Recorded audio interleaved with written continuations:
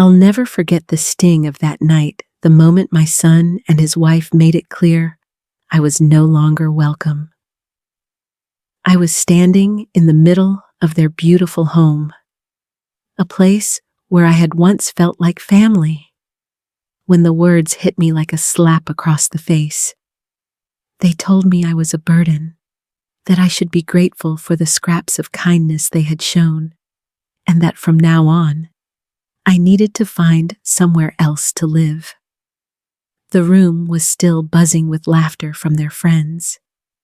Yet for me, everything went silent. It was as if the floor had opened beneath my feet. I remember clutching the arm of the sofa, trying to steady myself. At 70 years old, widowed and already living with the weight of loneliness, I had never felt smaller.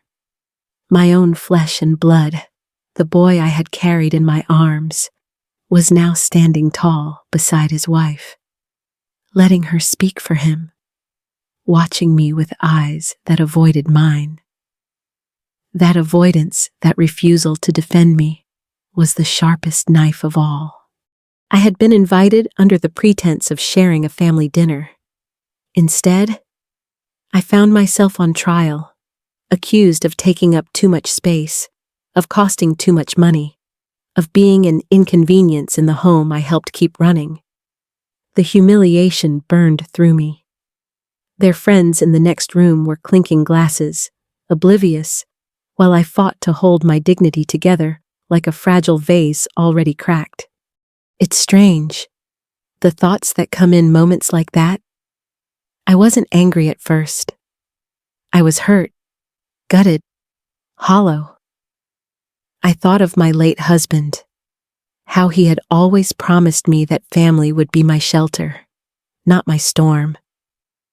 I thought of the nights I had rocked my son to sleep, whispering prayers for his future. And now, here I was, discarded like yesterday's news. But under that grief, something else stirred. A small, quiet ember. Maybe it was pride. Maybe it was survival.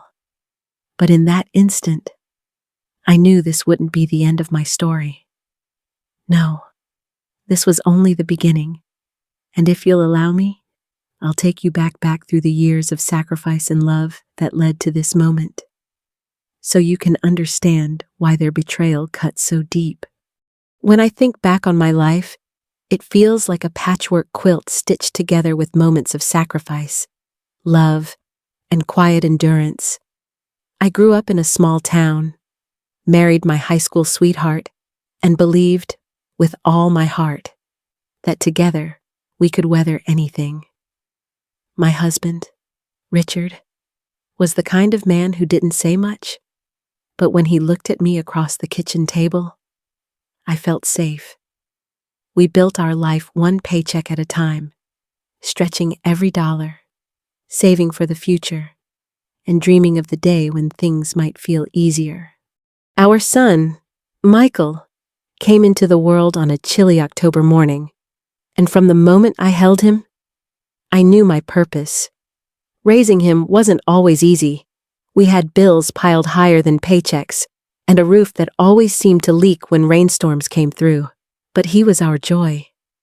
I sewed his Halloween costumes from scraps of fabric, packed his lunch in a dented old metal box, and clapped until my hands stung at every school recital. Richard and I never cared that we couldn't give him the newest toys.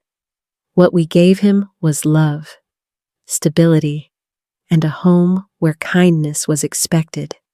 I remember him as a boy with wide eyes, always asking questions. He loved sitting on the porch with his father, handing him tools while they fixed up the car. There was such innocence in the way he'd run across the yard, his laughter echoing like music. Back then, I thought we were raising a man who would carry those values forward: respect, humility, gratitude. I believed he'd grow into someone who would protect his family the way Richard always protected us. But life has a way of testing even the strongest foundations. Richard's health began to decline far earlier than it should have. The years of hard labor took their toll, and when I lost him, it felt like someone had cut the ground out from under me. I remember standing at his graveside, holding Michael's hand, thinking at least I still had my son. At least family would remain my anchor. In those early years after Richard's passing, Michael seemed steady, though a little distant. Then he met Rebecca. She was polished, confident, always dressed like she had just stepped out of a magazine. At first, I told myself it was good he deserved someone who could push him forward, bring ambition into his life. But over time, I began to notice small things. A glance that lingered too long when she thought I wasn't looking. Comments framed politely, but meant to remind me I was just a guest in their home. It wasn't just the words, it was the tone. The way she carried herself, as if she were the director of some grand performance, and I was a character who no longer fit the script. She began managing everything: the finances, the social calendar, even how much time Michael spent with me. Slowly, I felt my place shrinking, as though I were being pushed into a smaller and smaller corner of their lives. And Michael, he changed too. The boy who used to race into my arms with scraped knees now stood quietly behind her, nodding at her decisions. It was subtle at first, almost unnoticeable, but soon it became undeniable. My son, the little boy who once needed me for everything, now barely looked at me when choices were made. I tried to tell myself it was just adjustment, that marriages require balance, and maybe I was too sensitive. But deep down, I felt something shifting. I felt the warmth between us cooling, replaced with something I could only describe as distance. And as Rebecca's presence grew louder, mine grew quieter. I didn't know it then, but the storm was only beginning. And soon, that storm would break open in a way that would change everything I thought I knew about my family. It happened on a Saturday evening, one of those nights that should have been filled with warmth and laughter. Michael and Rebecca had invited a handful of friends over. The house was buzzing with chatter, glasses clinking, the smell of expensive wine and roasted meat drifting from the kitchen. I had spent the day helping Rebecca prepare peeling vegetables, setting the table, making sure the silverware gleamed. I told myself I didn't mind. After all, I was part of this family, wasn't I? But as the night unfolded, I realized I wasn't part of the celebration. I was part of the staff. Rebecca glided through the living room in her polished dress, charming their guests with stories about her business ventures and their latest vacation plans. Michael laughed along, his arm around her waist, never once acknowledging how much of that evening's smoothness rested on my shoulders. At one point, I overheard Rebecca talking in the kitchen with one of her friends. I had just carried in an empty tray when I caught the words. She said, almost proudly, that having me in the house was like having live-in help except better, because I actually paid them for the privilege. The friend laughed, and in that instant, my heart clenched so hard I thought it might stop. I froze, standing just out of sight. My cheeks burned with shame, but I forced myself to keep moving, keep smiling, keep playing the part they had written for me.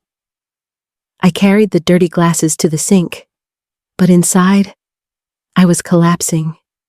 To hear myself reduced to a business arrangement, a clever convenience. After all the years of sacrifice and love, it was a cruelty I could not have imagined. Later that evening, I was told I should probably eat in the kitchen, since the table was a little crowded. I nodded, not trusting my voice. I sat at the small table by the window, alone, while laughter roared from the dining room. Every bite felt heavy, like swallowing stones. I looked at the reflection of my face in the glass lined with age, tired from years of carrying others, and I barely recognized the woman staring back. That night, I lay awake long after the guests had gone. I thought of Richard, of the promises we once made to protect each other. I thought of the boy Michael used to be, the boy who once begged me to clap for him at his school play. Where had that boy gone? How had he become this man who stood silently by while his wife mocked me in front of strangers? The pain was sharp, but beneath it, something else stirred. For the first time in years, I felt a quiet defiance take root. I couldn't name it then, but it was there, a seed of strength pressing against the weight of my sorrow.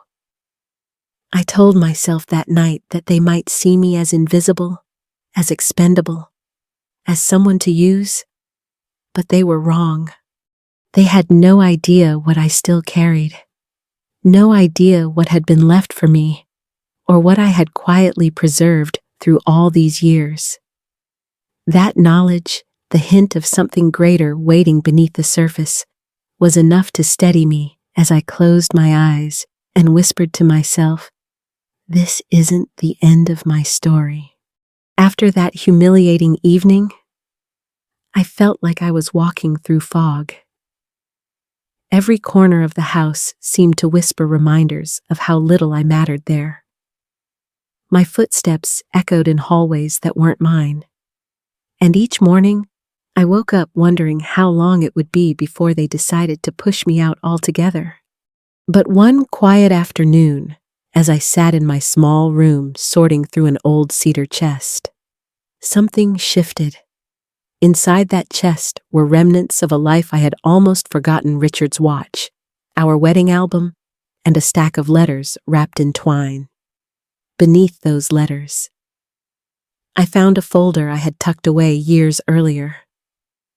My hands trembled as I opened it, and there it was, the paperwork Richard had left behind. He had always been practical, always thinking ahead. While I spent my days worrying about the small details of survival, he planned for the storms. Among the documents was a trust he had set up in my name, money carefully invested and left untouched since his passing. I stared at the numbers, disbelieving at first, running my finger over the ink as if it might smudge away. It wasn't an astronomical sum, but it was enough. Enough to stand on my own 2 feet, enough to never have to beg for a corner in someone else's home.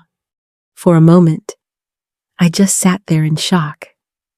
I thought of all the nights I had cried myself to sleep, convinced I had no choice but to endure whatever scraps of kindness Michael and Rebecca offered. All along, I had been sitting on a key to my own freedom. Richard had trusted me to use it when the time came, and though I hadn't realized it until that very moment, the time had arrived. Slowly, disbelief gave way to something stronger. My breath steadied, my shoulders straightened. I felt a current of power I hadn't known in years.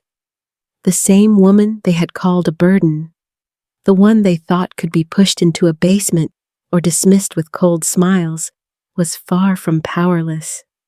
The trust represented more than money. It was dignity, safety, and independence wrapped together. It was Richard's way of protecting me even from beyond the grave.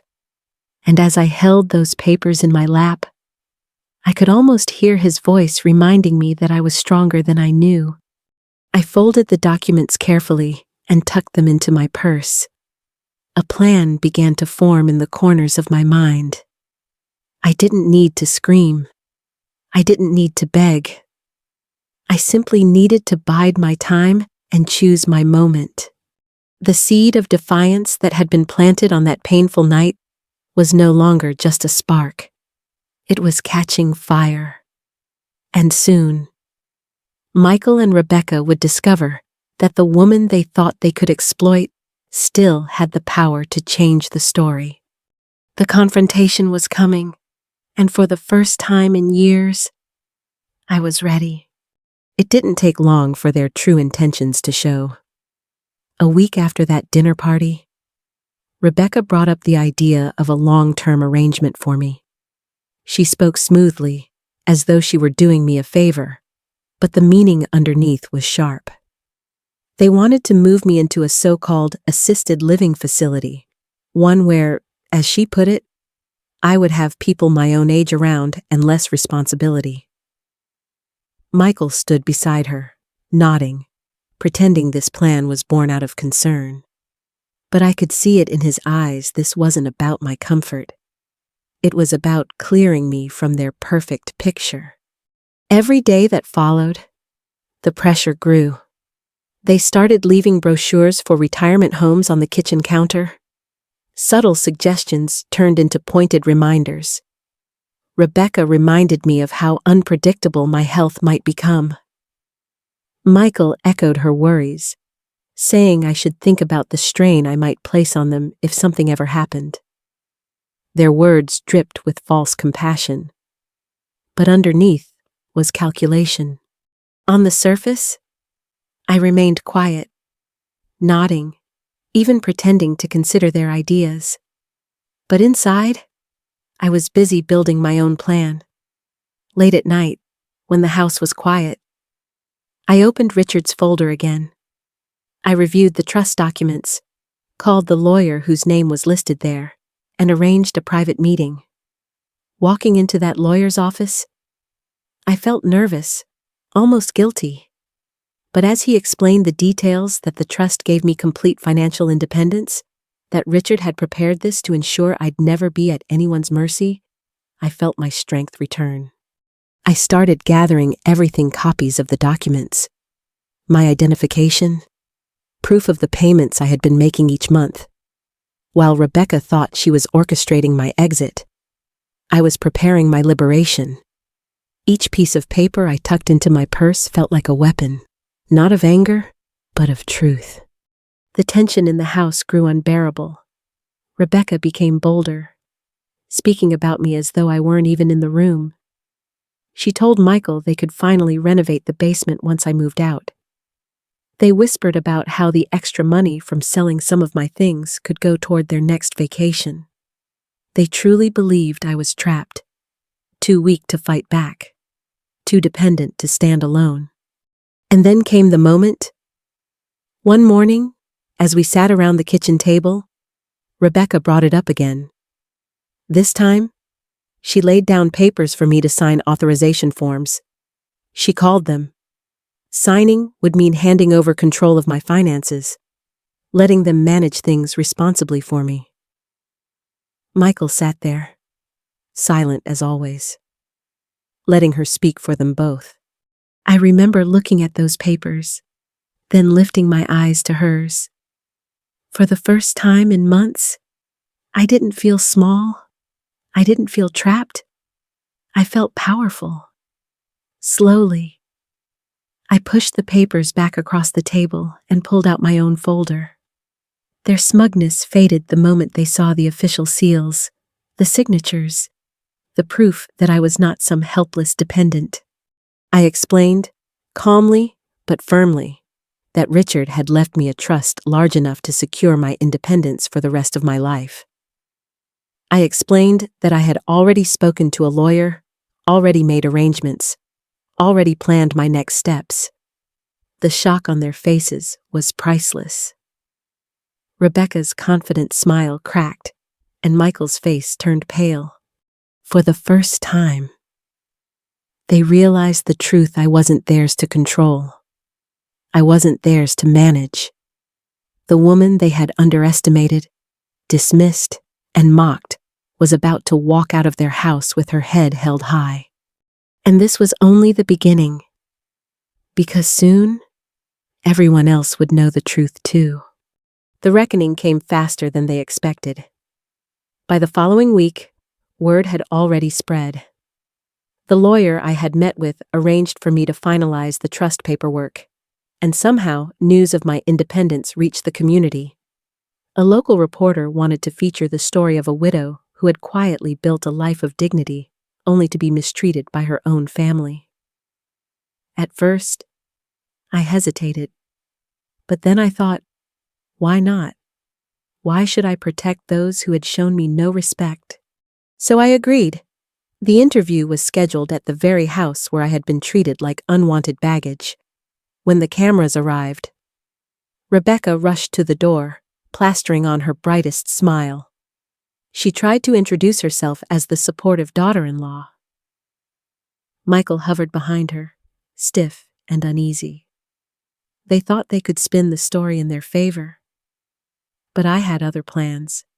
When the reporter asked how it felt to suddenly discover financial independence, I looked straight into the camera and spoke the truth.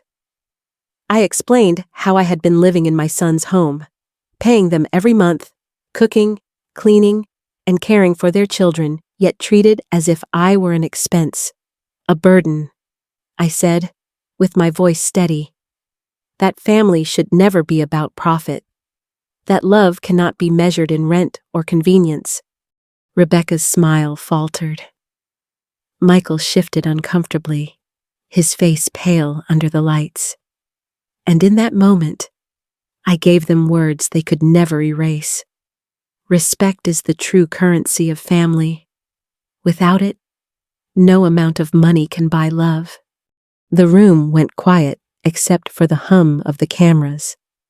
The reporter's eyes widened, recognizing the weight of those words. Rebecca tried to interject, but the damage was done. The truth was out, carried beyond those walls into the homes of everyone who would see that broadcast. I didn't shout. I didn't accuse.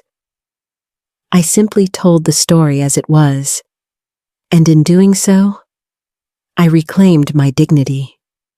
Watching them squirm under the light of truth was the justice I had been waiting for. When the cameras turned off, I gathered my folder, stood tall, and walked out the door not as a victim, but as a woman who had finally taken back her voice. Justice had been served, but my journey was not over. What came next was mine to shape. Not long after that public reckoning, I moved into a place of my own. It wasn't grand or flashy, but it was mine. A small apartment with sunlight streaming through the windows in the morning, and a little balcony where I could drink my coffee in peace. For the first time in years, I didn't wake up feeling like an intruder in someone else's home. I woke up feeling free. I filled the space with pieces of my past photographs of Richard smiling in the garden, Michael as a little boy grinning with missing teeth, quilts I had stitched by hand. They reminded me of who I was before all the chaos, before I let myself believe that survival meant silence. Each corner of that home whispered independence, dignity, and the quiet strength I had nearly forgotten. Sometimes I sit on that balcony and think of Richard. He had always told me to stand firm, to never let anyone mistake kindness for weakness. At the time, I thought he was simply giving advice for life's small challenges. I never imagined those words would carry me through something as painful as being betrayed by my own child. Yet he was right. Respect is the foundation of family. Without it, love cannot grow. Looking back, I don't regret the sacrifices I made as a wife and mother. They shaped me, and they taught me how deeply I could love. But I've learned something equally important. Love should never come at the cost of self-respect. Family should be a place of care, not calculation. Boundaries are not walls. They are lines that protect dignity and make love genuine. Now, I carry that lesson with me each day. I share my story not to stir bitterness, but to remind others, especially those who may feel invisible or taken for granted, that it's never too late to reclaim your voice. It's never too late to choose dignity over silence. And if you're listening now, I want to invite you to reflect on your own family, your own boundaries. Share your thoughts with me. Share your story. Let's remind each other that respect is the truest gift we can give and receive. If my journey resonates with you, I hope you'll like this video. Leave a comment and share it with someone who may need the reminder. Because sometimes, the quietest voices carry the strongest truths.